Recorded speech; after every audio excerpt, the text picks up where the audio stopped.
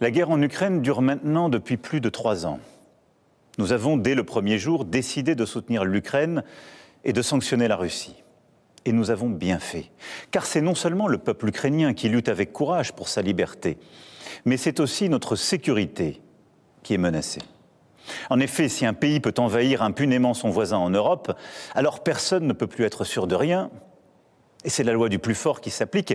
Et la paix ne peut plus être garantie sur notre continent même. L'histoire nous l'a enseigné.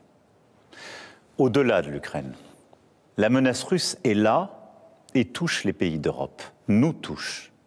La Russie a déjà fait du conflit ukrainien un conflit mondial. Elle a mobilisé sur notre continent des soldats nord-coréens, des équipements iraniens, tout en aidant ces pays à s'armer davantage. La Russie du président Poutine viole nos frontières pour assassiner des opposants, manipule les élections en Roumanie, en Moldavie. Elle organise des attaques numériques contre nos hôpitaux pour en bloquer le fonctionnement.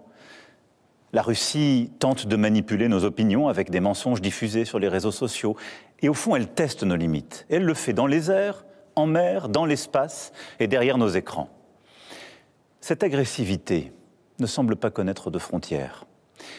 Et la Russie, dans le même temps, continue de se réarmer, dépensant plus de 40% de son budget à cette fin.